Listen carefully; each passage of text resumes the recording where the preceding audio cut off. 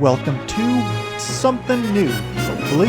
I want to try and make this a new series where I go over a topic I enjoy and try to do my best at summarizing it. Quote unquote, briefly summarizing things. What better way to start out than with one of my favorite characters from my favorite franchises, Grand Admiral Thrawn. And just an FYI, there will be spoilers ahead on a number of both Legends and canon material. This will be your really only warning. Grand Admiral Thrawn, one of the most popular Star Wars characters not to originate from any of the movies or TV shows. Introduced in 1991 in the novel Heir to the Empire, Thrawn immediately became memorable for his tactical prowess, the fact that he was an alien in command of the Empire, and how much he differed from most of the major Star Wars villains who came before him.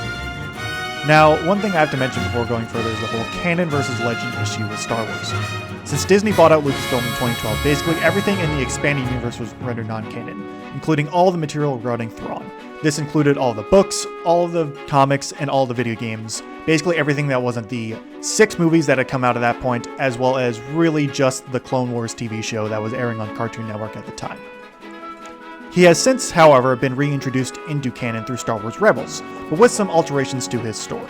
As such, I'll be going over both Legends and canon Thrawn in 2 distinct sections, starting with Star Wars Legends. Born in the Unknown Regions on the world of Scylla, Mithron Neurodo was a member of the Chiss Ascendancy. Much of his early life is really only seen in the novel Outbound Flight. I'll say that right now I haven't read the Outbound Flight yet, so my knowledge is largely based on reading through Wikipedia, but once again, this is just a summary, and I suggest you go check out the novel because I've heard it's very good. He, along with his brother Thras, would join the Chiss Expansionary Fleet, with Thrawn almost immediately proving to be a special commander. His first major contact with those not a part of the Chiss Society resulted in a partnership of sorts with a Corellian man by the name of George Cardass. Together, they first encountered a threat known as the Vagari, where they assisted the Chiss Admiral Aralani in combating them. After that, Thrawn, in command of a small Chiss fleet, would encounter a much larger Trade Federation fleet secretly commissioned by then Supreme Chancellor Sheev Palpatine to destroy the Jedi ship Outbound Flight. Now, Outbound Flight was a ship belonging to the project of the same name, led by the powerful yet dangerous Jedi Master Joruus C'baoth. Its goal was to bring a number of Jedi to the Unknown Regions and potentially beyond to explore, contact, and potentially colonize worlds never seen before by the Republic. Palpatine wanted to destroy this for obvious reasons, as the Dark Lord of the Sith, since, they were Jedi, he was Sith, pretty simple right there. So after utterly decimating the Trade Federation fleet, as he usually does when he's in command, Thrawn was approached by its commander, Kinman Doriana, who was actually a secret aide to Palpatine. Doriana was able to convince Thrawn to talk to Palpatine himself, and the Dark Lord would recruit Thrawn into his plan to destroy Outbound Flight, to which Thrawn would eventually succeed. However, this event would not come without its consequences, as Thras would perish during the events, and Thrawn would eventually be exiled from the Chiss Ascendancy, largely over differing views on how they should operate. Thrawn was a proponent of preemptive strikes, largely fearing extragalactic threats that would eventually become known as the Yuuzhan Vong, while the ruling families of the Ascendancy preferred more reactionary approaches to defense. Years later, during the first months of the Empire's existence, Thrawn would be found. Captain Voss Park, while chasing the smuggler booster Tarek, would accidentally come upon the planet that Thrawn was exiled to. After Thrawn outmaneuvered the Imperials and snuck aboard Park's ship, the Chiss would voluntarily surrender himself. Park, impressed by Thrawn's skills, convinced him to join the Empire and return with him to Coruscant.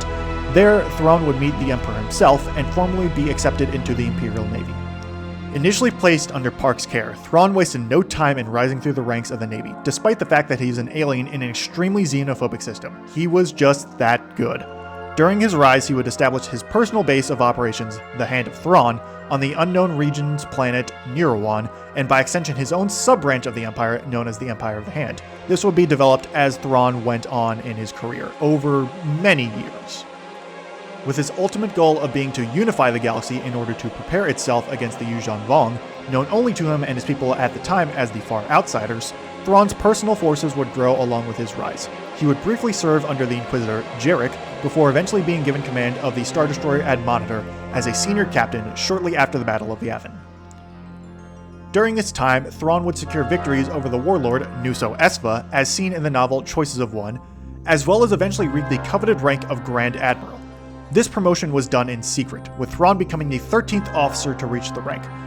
Palpatine, knowing that Thrawn was one of his secret weapons, and really one of the few competent officers he had in the Empire, even divulged the identity of Mara Jade to him during the ceremony, trusting the Chiss with her status as the Emperor's hand. While Thrawn would win favor from both the Emperor and even Darth Vader for his skills, he was not flawless. His lack of political skills and status as a non-human meant that many in the Empire, especially in Coruscant, were against him. A number of officers and officials would conspire to have him ousted from Imperial political actions, and Palpatine would eventually send Thrawn to the Unknown Regions as a perceived demotion.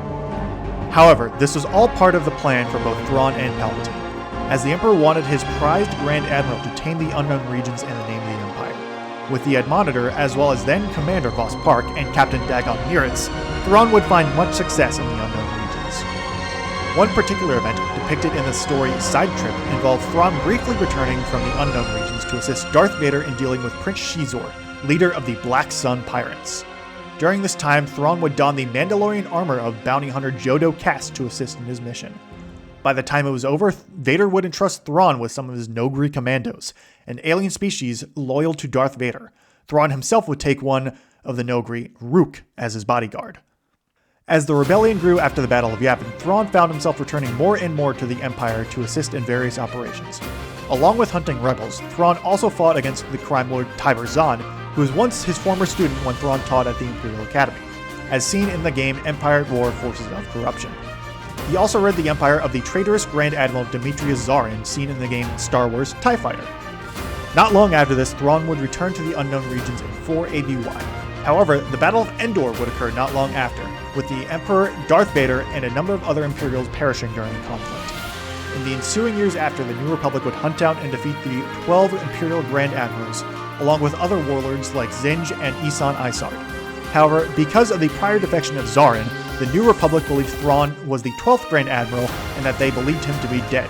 Instead, he was biding his time in the Unknown Regions as he prepared his master plan. Just as an aside, during this time, he recruited a number of Imperial officers, including the famous pilot Baron Soontir Fel, who became a high-ranking officer in the Empire of the Hand. Fel's story is something for another time, but as an important character of Legends, I figured I should mention him. He's got a lot going on in his life, I'll say that. In the year 8 ABY, 4 years after the Battle of Endor, Thrawn would return to the Imperial Remnant, contacting the ISD Chimera and its captain Gilad Pellaeon, a veteran of the Clone Wars. The Chimera would become Thrawn's flagship from then on, with Pellaeon acting as a second-in-command and protege.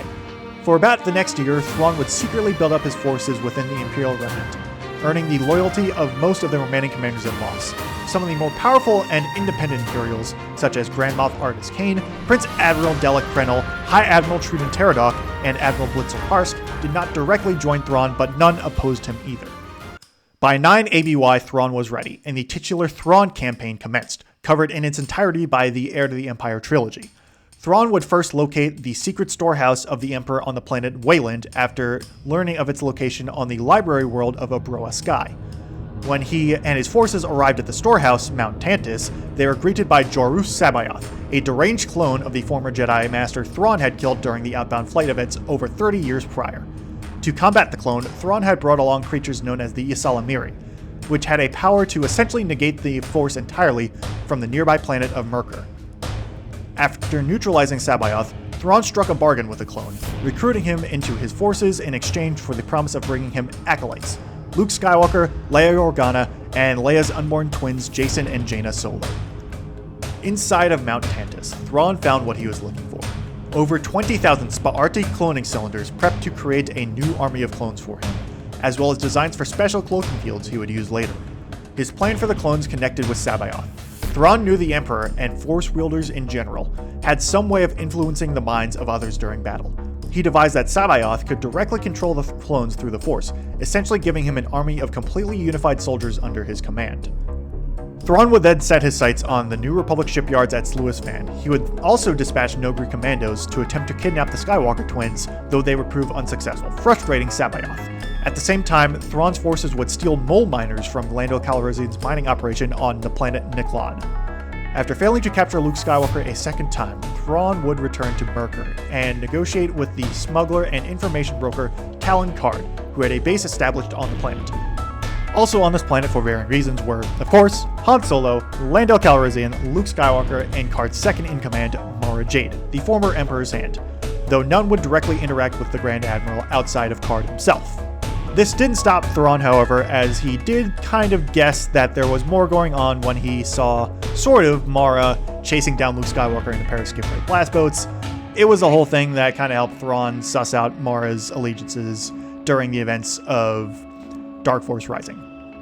Soon after, Thrawn would set his sights on Sluis Van, where over 100 New Republic warships were docked and in the process of being decommissioned. Thrawn planned on using the mole miners to basically break in and steal the unmanned ships, though the unexpected appearance of Lando, Han, and Rogue Squadron caused the plan to go sideways. Lando triggered the mole miners into simply destroying the command bridges of the ships so they wouldn't fall into the hands of Thrawn, though this did mean that the ships would be permanently inoperable. While the attack on Sluis Van did not go quite as planned, it did bring about an unforeseen bonus for Thrawn. Admiral Gail Akbar was arrested on charges of treason, partly due to Thrawn's subterfuge and partly due to the political maneuverings of the Bothan politician Borsk Phalia. As his campaign continued, Thrawn did run into a bit of a problem with the Noghri. They continued to be unsuccessful in capturing either Luke or Leia, and unbeknownst to him, one of the Noghri sent to capture Leia would instead learn that she was the daughter of Darth Vader, casting doubts into their loyalties. Leia would begin her own investigation into the history of the Noghri and how they came into the service of the Empire. Meanwhile, Thrawn would soon find his answer to a ship problem in an unexpected way. After deducing that Karrde had assisted Luke Skywalker in his escape from Myrkr, Thrawn had placed a bounty on the smuggler. Mara Jade, in an attempt to stop this, bargained with Thrawn. He would lift the bounty, and she would tell him where the lost Katana fleet was located. The Katana fleet was, well, a fleet of about 200 pre-Clone Wars era dreadnoughts. Old warships, but warships nonetheless, that were all rigged together prior to the start of the Clone Wars. They disappeared into hyperspace after a whole virus fiasco with the crew. It's a whole thing, I don't really want to get into it, but Karrde had found their location nonetheless. After a lot of hassle, Thrawn would eventually discern the location of the Dark Force, a nickname for the Katana fleet, though in the process Mara Jade would side against him. Thrawn would lead a force to capture the missing dreadnoughts, acquiring almost all of them before the New Republic arrived. However, a petulant Sabayoth, who was growing more unstable, also arrived and basically messed up the final steps of the plan, leading to Thrawn looking to other options than the insane Dark Jedi for the future.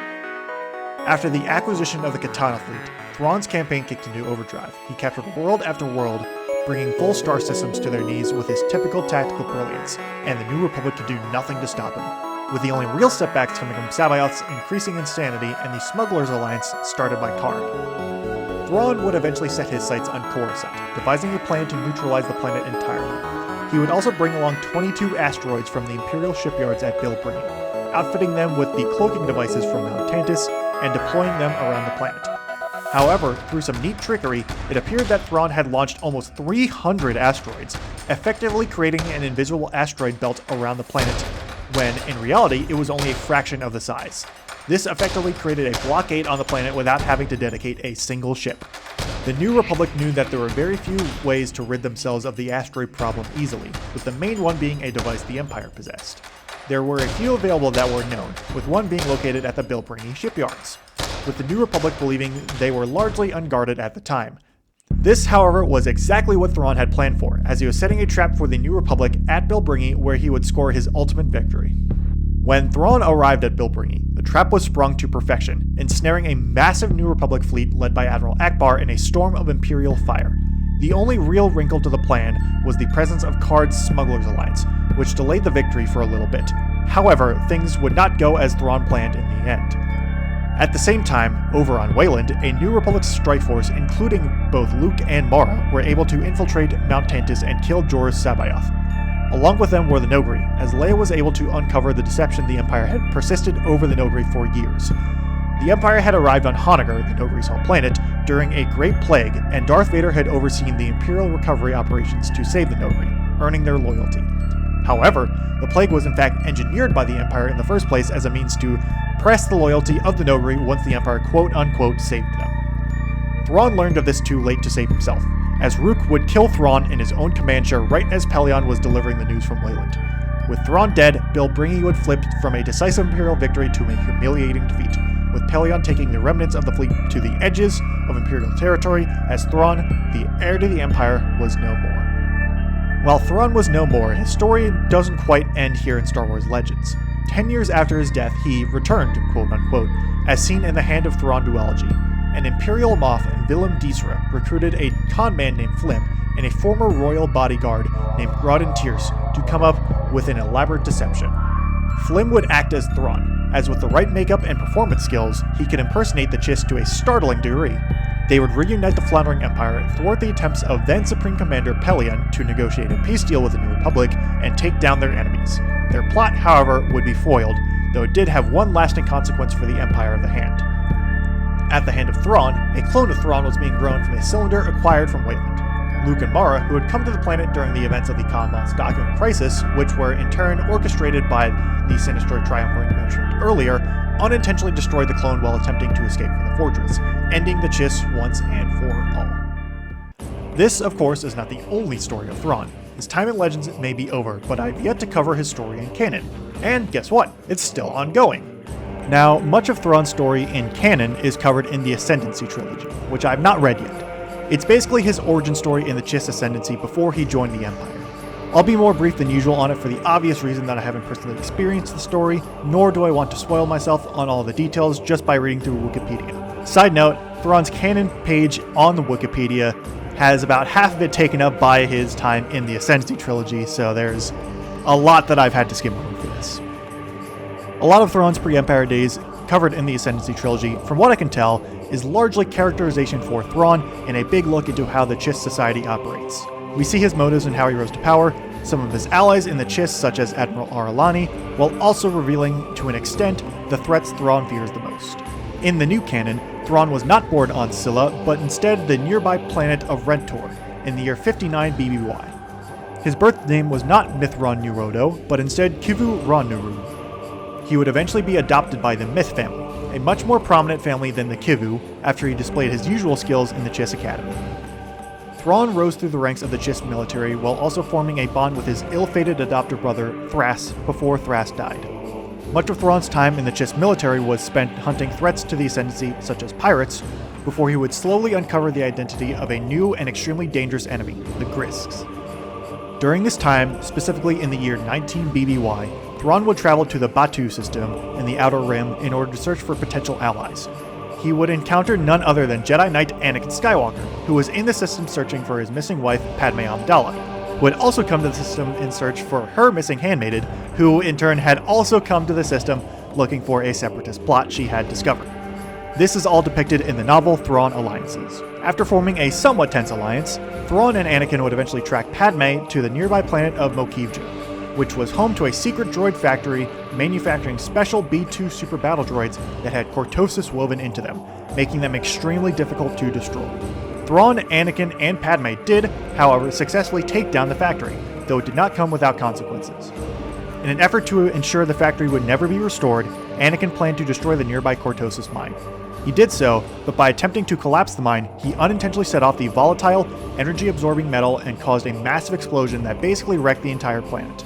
Nevertheless, Thrawn's connection with Anakin would prove important down the line, as word of this event would reach the ears of Chancellor Palpatine.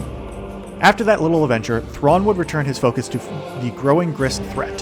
While he never encountered the warlike species face-to-face at this point, he did discern a bit about how they operated. The Grisks were extremely proficient at forcibly pressing other species into their service for a number of roles. Because of this, Thrawn knew that the Grisks were highly skilled at infiltrating and destabilizing civilizations for their own benefit. He also knew that the Grisks were attempting to infiltrate the Chiss themselves and force their society into a civil war. Thrawn would foil a major Grisk plot towards the end of his career in the Ascendancy. He would win a major space battle against the Grisk fleet, though it did come at the cost of a number of Chiss warships as well. With the mounting political pressure, Thrawn was exiled from the Ascendancy, but even then it was with a goal in mind, to bring him into contact with the fledgling Galactic Empire. Now in the events of the 2018 novel Thrawn, the exiled Chiss would soon be found by Captain Voss Park, and Thrawn's discovery by the Empire would largely be the same as it was in Star Wars Legends. However, there is one key difference in this version of events. Among the Imperials who first came into contact with Thrawn was a young cadet by the name of Eli Vanto. Born in wild space, Vanto was someone who had a different perspective than most in the Empire, which included knowing the trade language Cybisti, which Thrawn also spoke.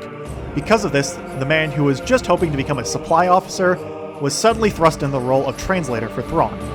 Thrawn and Vanto would travel to Coruscant to meet the Emperor. as Thrawn leveraged his previous encounter with Anakin Skywalker to do this. There, the Emperor would commit Thrawn into service in the Royal Imperial Academy on Coruscant, along with Vanto. Side note, this scene in the novel is really funny because it's from Eli's perspective, and he is so scared and so out of his league, like he has no idea what's going on, since he is literally 1 minute he was just kind of on his ship with the rest of his cadet class. The next he's literally on Coruscant next to this alien talking to the Emperor himself. It's such a good scene. Thrawn and Vanto's time at the Academy was short, with some incidents, but it ended with a promotion to officers and assignment to the Gozanti-class cruiser, the Blood Crow. While Thrawn's service on the ship was also fairly short, there was one event that would leave a lasting impact on Thrawn during his early days in the Empire. While the Blood Crow was responding to a derelict cargo freighter, Thrawn and Vanto would have their first encounter with a man initially known as Neville Signy, though he was more widely known as Night Swan. After pulling a deception on the Imperials, Night Swan would escape with some stolen Tabanagas, though leaving an impression on Thrawn in the process. The Chiss Admiral would continually investigate and track Night Swan's movements over the course of his career, while Night Swan himself grew in reputation into an early major figure in the growing rebellion towards the Empire. Thrawn's career, while not exactly orthodox, would rise rapidly. He would go from lieutenant to captain in very little time, while also earning an ally on Coruscant in ISB Colonel Wolf Yularen, ironically the former Republic Admiral attached to Anakin Skywalker's 501st Legion during Clone Wars. Also during this time, Thrawn would counter a woman by the name of Arinda Pryce, though at this point she was a mere senatorial aide. As Thrawn continued his pursuit of Night Swan, he would eventually run into Pryce again after she contacted him for help. Now, Pryce's story is something for its own video, but the long and short of it is that she was in the midst of Coruscant's political, messy underbelly and was attempting to expose a number of conspiracy, treason, fraud, and other charges against multiple people she knew. She requested Thrawn's help, and in turn, he gained another ally. Thrawn would eventually be promoted to the rank of Commodore after more success by Grand Moff Tarkin himself, while Vanto would finally be promoted from Ensign to Lieutenant Commander, something that had been stalled by an Imperial Moff, Gadi, until his own downfall at the hands of Arinda Pryce. As Commodore, he was given command of the Imperial Star Destroyer, Chimera. Along with the ship, he also gained a new ally in the commander of the Chimera, Karin Farrow. With a Chimera under his command, Thrawn continued to excel at solving complex problems with his usual flair. This resulted in his promotion to Admiral, and Vanto's to Commander, after a number of successful missions against insurgents. During this time, Thrawn would also learn of a woman named Morgan Elsbeth, a former Dathomiri Night Sister who survived the massacre of her people and subsequently became a planetary magistrate as well as a starfighter designer. Elsbeth's personal project was the TIE Defender, a powerful ship design she created, though she struggled to find backing from the Empire. Thrawn, however, saw the potential.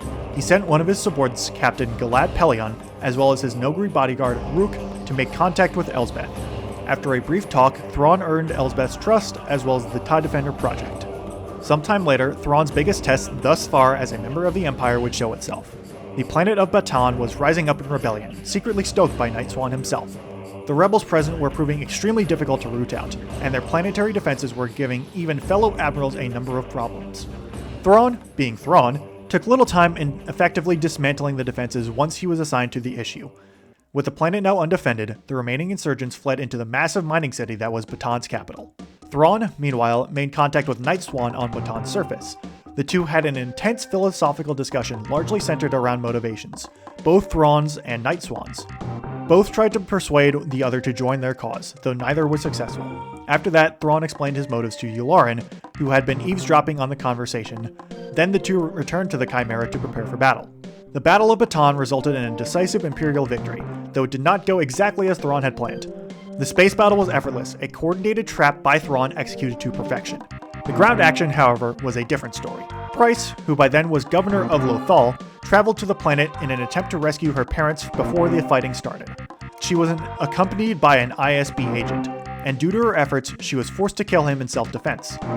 Then, in order to cover up the death that would no doubt be linked back to her, Pryce triggered prematurely some explosives set up by the ISB agent, destroying the entire city, the entire insurgency cell, Night Swan, as well as thousands of civilians.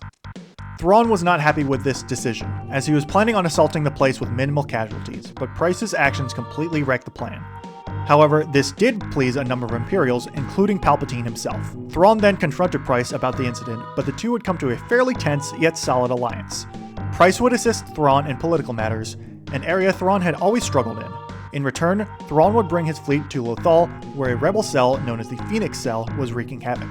Thrawn was promoted to Grand Admiral following baton, and he sent Vanto out to the Chiss to meet with and serve under Ar'alani. As Vanto had essentially become his protege, Thrawn trusted the officer with assisting his people in both fighting the Grisks, as well as another task involving their Force-sensitive navigators. That's a whole thing explained in Thrawn Treason. It's not super important to Thrawn himself or this summary. With the start of Star Wars Rebels Season 3, we see Thrawn's initial conflicts with the Phoenix Cell. He would bring his TIE Defender project to Lothal, while also encountering both Hera Syndulla and Ezra Bridger on Ryloth. He would also have Admiral Cassius Constantine under his command, who was just the worst at his job. Thrawn would encounter the rebels again while checking in one of his factories with the ISB agent Alexander Callis and Lieutenant Yogar List among with him. Around this time, he would deduce that there was a rebel spy within the Lothal sector of the Empire, under the codename of Fulcrum. At the same time, he was also in the process of locating the rebels' secret base on the planet of Atollon. In his search for Fulcrum, Thrawn would bring back his old ally, Colonel Yularen, to assist in the hunt. He would eventually be successful, since Ezra and Chopper had infiltrated the Chimera to assist in retrieving Fulcrum, because they believed him to be compromised. However, in their attempt to maintain the ruse, they framed Lieutenant List as Fulcrum, with Ezra escaping Callus's attempts to stop him. Thrawn, however, saw through the ruse and correctly identified Callus as Fulcrum, though he kept this fact a secret to only himself and Yularen.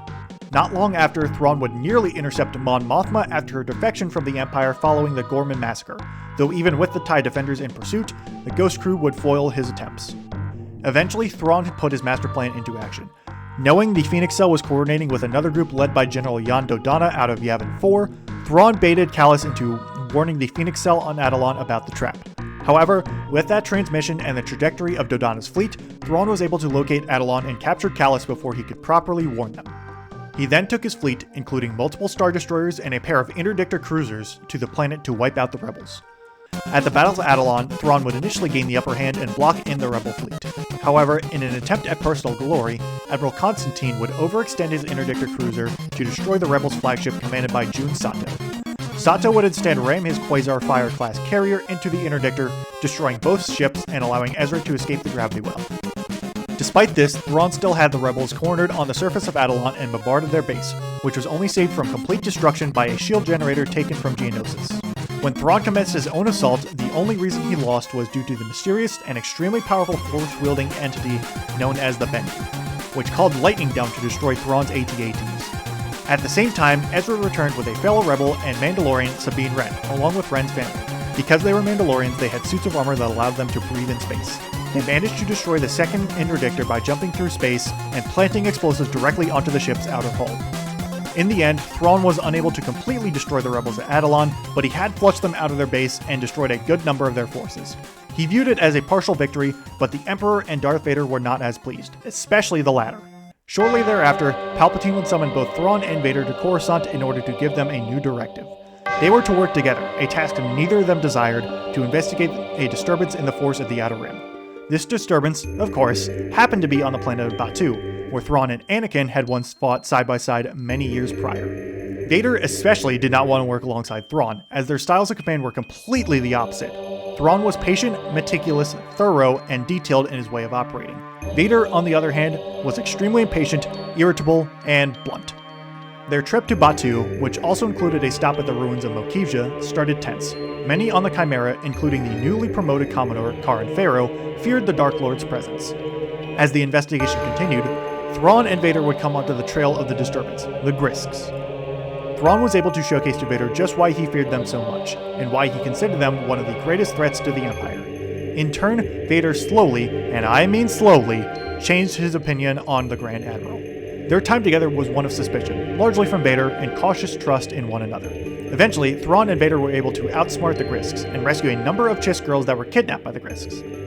The short of it is that these girls were partially Force-sensitive. They could sense future dangers, which made them perfect for hyperspace navigation in the ever-changing and dangerous landscape of the unknown regions. The Grisks, seeing how the Chiss used these navigators, basically reappropriated some of them into their own ships, which was one of the reasons Thrawn wanted to take them down. A quick side note relating to these navigators. The Chiss have a specific word for them, and when Thrawn asked Vader to basically act as one of them to hunt down the Grisks late in the story, Thrawn started reminiscing on the specific title that they use for these navigators. Vader was curious about it because Thrawn was almost laughing to himself, and Thrawn informed him that the translation to it in Galactic Basic was Skywalker. Vader was an inch away from snapping Thrawn's neck with the Force. It was really, really funny. Also during this event, depicted in Thrawn Alliances, Vader would get a chance to pilot one of Thrawn's TIE Defenders, and he would personally vouch for the craft to the Emperor himself, as the best star pilot in the galaxy was rather impressed with the starfighter. With more backing now and less of a stain on his reputation after Atollon, Thrawn returned to Lothal to ramp up production of the TIE Defender factory there. Now in Season 4 of Star Wars Rebels, Thrawn would order a test run of an upgraded version of the TIE Defender, only to have the proverbial party crashed by Ezra and Sabine. While Thrawn was unable to capture the two rebels or prevent them from stealing the schematics of the elite TIE Defender, it was a mere setback in his plans. He also knew that the rebels would no doubt return to Lothal to take down his factory. Soon, his prediction came true. General Hera Syndulla led an attack force on his blockade, with Syndulla herself taking down Imperial ace pilot Volt Scaris in his elite TIE Defender. However, while Hera and some of her ships were able to make it past Thrawn's blockade, the second wave of TIE fighters and the planetary defenses made quick work of the attack wave, leading to their complete destruction and Hera's capture. Unfortunately for Thrawn, this did not come without a cost, and not in the way he would expect. With increasing pressure on his TIE Defender project due to the rebels, Grand Moff Tarkin would inform Thrawn that some of his funds were being diverted to Project Stardust, the Death Star, by director Orson Krennic. Thrawn had known of the Death Star, at least partially, for a good while now, and he greatly opposed it, so this did not please him in the slightest. He was summoned by Tarkin to Coruscant in order to talk with him and the Emperor. Now, in the events covered by the novel Thrawn Treason, instead of going to Coruscant, Thrawn was redirected to the Star Destroyer Fire Drake, commanded by fellow Grand Admiral Balanai Savit. There, Thrawn, Savit, Krennic, Tarkin, and Palpatine would conference about Project Stardust. Thrawn, not one to be too well versed in Imperial politics, was pressed into a wager by Krennic. There was a problem with indigenous creatures named Grolix causing havoc on one of the Death Star's supply chains. Thrawn would have a week to solve the problem. If he could do it, the funds in question would be returned to him. If not, they would go to Krennic and the Death Star. With this in mind, and the annoying oversight of Krennic's assistant director, Brierly Ronan, Thrawn would almost immediately deduce that there was more to this problem than just some pesky Grolix. He followed the trail of stolen supply ships to a derelict outpost, unknowingly jumping right into the middle of an ambush set up by Admiral Aralani and Eli Vanto against the Grisks. Thrawn and his Chiss allies quickly figured out the situation and continued to hunt down the Grisks, who were now threatening the Empire itself, while Thrawn also uncovered the conspiracy and treason within the midst of the Empire. He was able to deduce that Grand Admiral Savit was using the Grolix to funnel off supplies from the Death Star supply chain for use in his own fleet. Thrawn confronted the Grand Admiral after gaining enough proof, and had Faro command the Chimera in a winning effort against 3 of Savit's own Star Destroyers. A side note, Captain Pelion was also present for the battle, and he had at that point been assigned to Savit's task force. He did not oppose Thrawn, however, and instead remained neutral in the conflict. After the battle, Savit was arrested, and Faro was recommended for a position as a fleet commander. Thrawn also parted ways with Aralani and Vanto once more, with his loyalties to the Chiss and the Empire reaffirmed in a very, very delicate balance. He then returned to Lothal, only to find a disaster. During this time, in an attempt to eliminate the rebels during an escape attempt after Kanan Jarrus helped free Hera, Governor Price had destroyed the fuel depot in Lothal for the TIE Defenders. While this did result in Kanan's death, the setbacks were far too great, as this basically stopped any further production of the TIE Defenders. Once Thrawn returned, he withdrew all of his troops to the Imperial Command Dome while the rebels commenced their assault.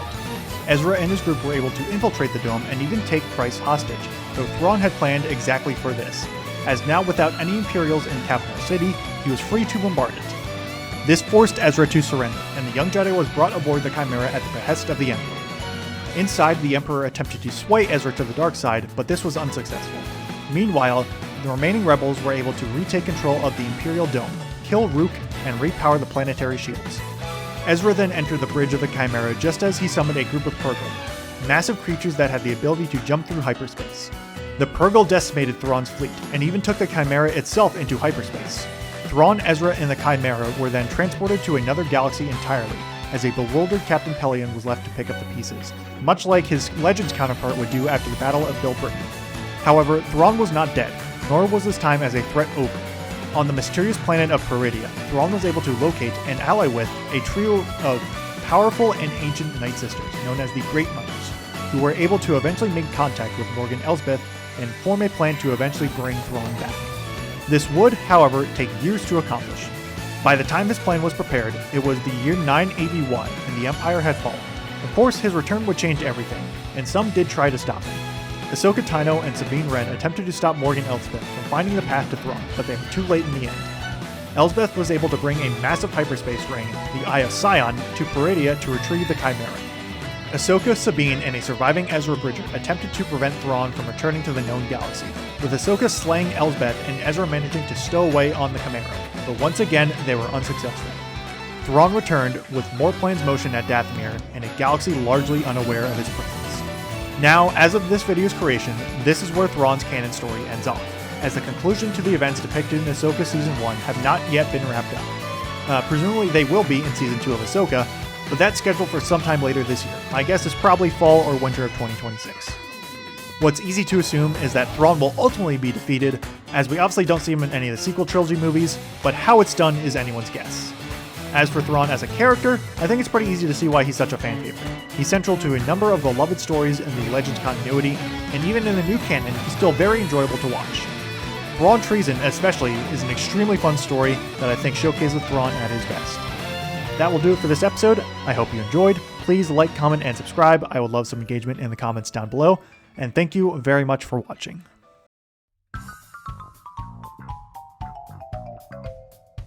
After that, Thrawn commanded a small Chiss fleet. This is fun. This is kind of fun. However, this event would not come without its consequences, as Thras would perish. Thras. I should include some of these bloopers. Thrawn was a proponent of preemptive strikes, largely featuring, the page break. Thrawn was a proponent of preemptive strikes, largely fearing while the ruling families of the Ascendancy preferred more reactionary approaches to defense.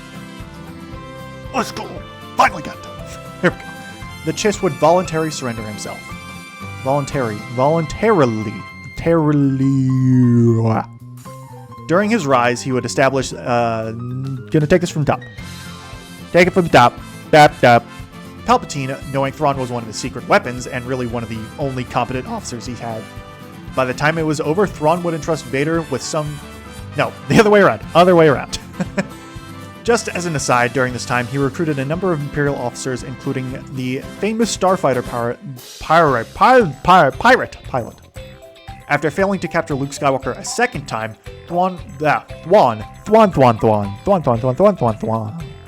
After failing to capture Luke Skywalker a second time, Thrawn would return to Merkur, I know that. I know how it's pronounced. Oh, that was a good one. With the main one being a device... Nope. The only wrinkle to the plan was the presence of Card Smuggler Alliance, which delayed Card Smugglers Alliance, which delayed the victory. Why am I missing a button, however? What is going on? Oh my god. Huava. However, while Thrawn himself was known more, his story doesn't quite hear it. At the hand of Thrawn, a Thrawn of Thrawn.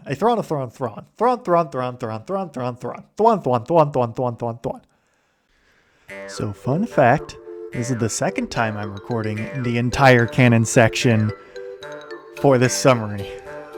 I recorded a solid 41 minutes of this before, between the actual takes I was using and outtakes, because I'm not very good at recording or reading scripts.